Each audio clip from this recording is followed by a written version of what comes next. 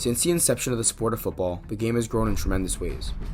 From the game created by Walter Camp, originally based off rugby, to now the superpower of a sport that captivates more Americans than any other sport. To get to the current state of the sport, it was a long and grueling journey. But maybe more compelling than anything else is the change in gameplay over the years.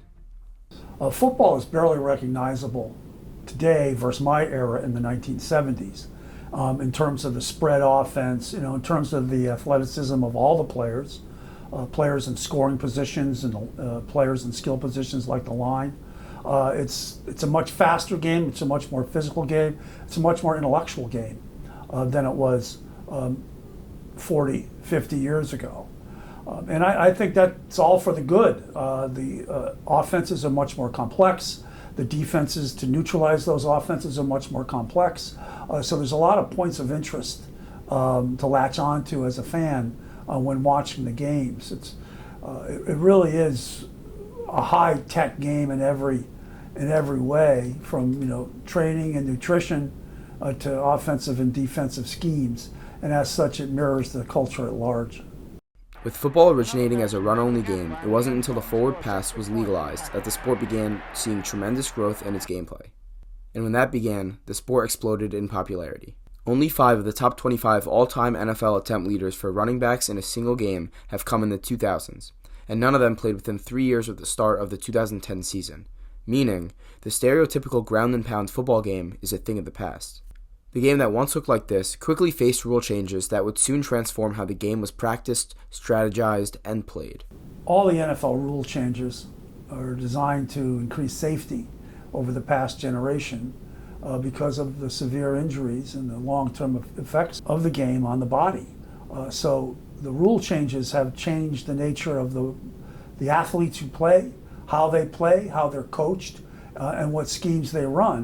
The game had quickly evolved. The quarterback position had become the most popular and loved in the sport, rather than the years of the running back getting the fame.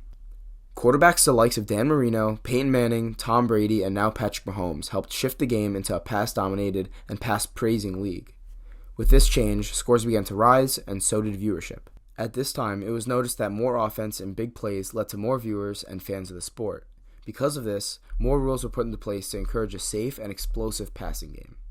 These rules included pass interferences that took years for the NFL's rule committee to get to the place it is today, stricter roughing the passer rules, and many more that encouraged the passing game. Because of this, the game's passing presence had become increasingly noticeable. The new age of quarterbacks has begun another shift, and that change is thanks to college football. The NFL is following where the athletes are going. You can only have a scheme if you have the athletes. So if you have a generation of players with the air raid offense coming out of college, you will have a more mobile quarterback. You'll have a faster passing attack, meaning short routes, that sort of thing. And the NFL will adjust to its athletes. But the history shows us that there are certain offenses that simply don't play in the NFL because the players are too fast, they're too athletic, they're too good. So although college is clearly going to the spread offense, there's still room in the college game for a power game, as Alabama has proven. So I think the NFL will become more oriented toward spread, but I don't think it will be as pronounced as it is in college because the defenses are too good. The truth is, college football has influenced the sport more than the professional game, and that started with the inception of the sport. In fact, college football is what originated and popularized the sport to then turn into a professional game. So the game plan really changed over the years.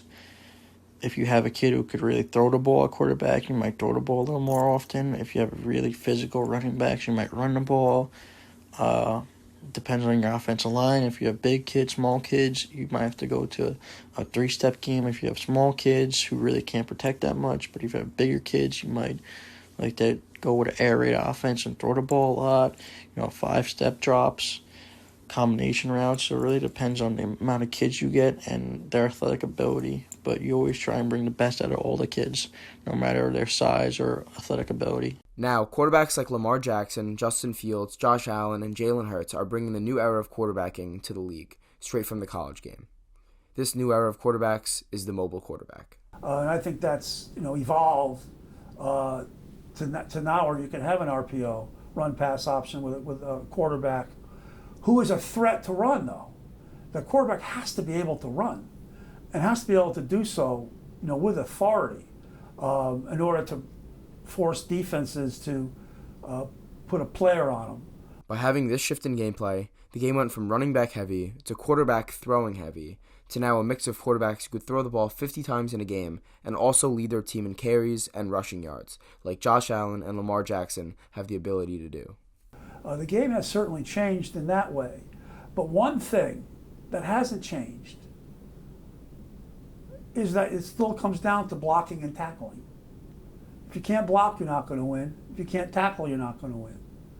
And that's the essence of football. It's one-on-one physical battles between players, one blocking, one trying to make a tackle. And that's where its artistic beauty, I think, resides.